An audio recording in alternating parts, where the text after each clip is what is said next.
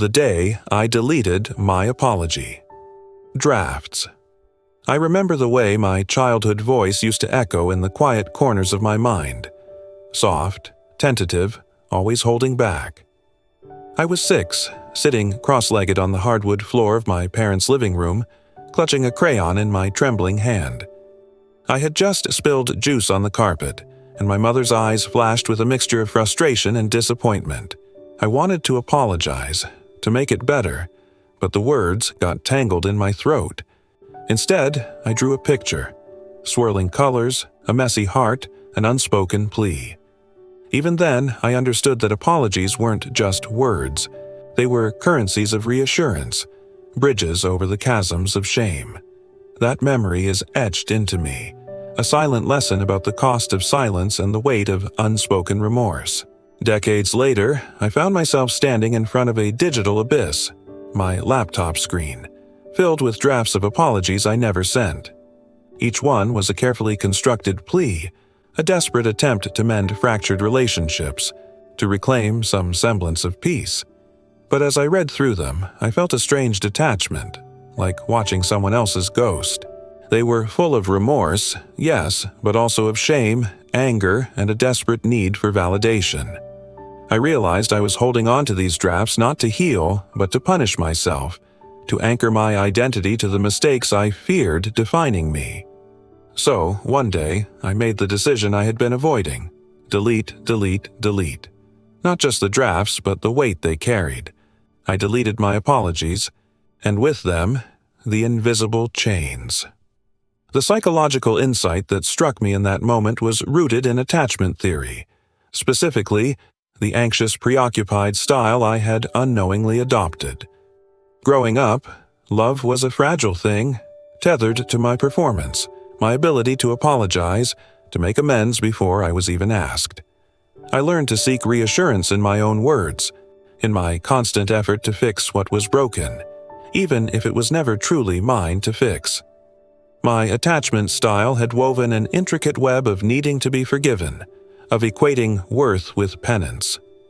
Deleting those drafts was an act of rebellion against that pattern, a step toward reclaiming my sense of worth independent of my mistakes.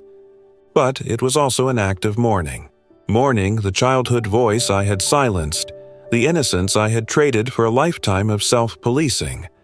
I mourned the idea that my worth was contingent upon my ability to apologize, that my mistakes were the only things that defined me.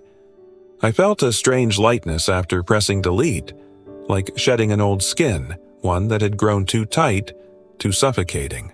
It was a quiet rebirth, an acknowledgement that I am not my errors, that forgiveness begins within, not through words I force into existence. Yet, beneath that lightness lurked a shadow, an echo of fear that I might become indifferent, that without my apology drafts I would lose my capacity for remorse. But I knew better. True remorse isn't found in the draft folder. It's in the quiet moments of reflection, in the honest acceptance of oneself. Deleting those drafts was not a denial of my mistakes, but a declaration that I am more than them, that I am enough, even in my imperfection. In the aftermath, I began to understand that apologies are not currencies I owe to others, but gifts I give to myself. They are not chains to bind me, but bridges I can choose to walk across whenever I'm ready. The act of deleting was not erasing my history. It was freeing myself from the tyranny of constant regret. It was an act of kindness toward the child I once was, who needed to learn that her voice mattered, that her worth was not dictated by her apologies. I still carry the lessons from that childhood memory. The importance of words, the power of remorse, the necessity of forgiveness. But I also carry the wisdom that sometimes the bravest act of love is to let go. To let go of the drafts, the shame, the endless loop of self-reproach. To embrace the possibility of growth, of healing, without the crutch of apology as a shield. So now, when I stumble, I don't rush to write drafts.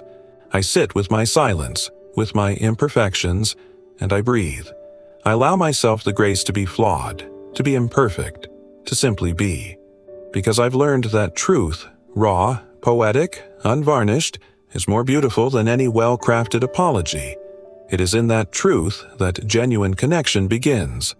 Not in the words I force into existence, but in the honesty I nurture within. The day I deleted my apology drafts was not just about discarding words, it was about reclaiming my voice. It was about trusting that my worth is inherent, that my mistakes do not define me, and that forgiveness, both giving and receiving, starts from within.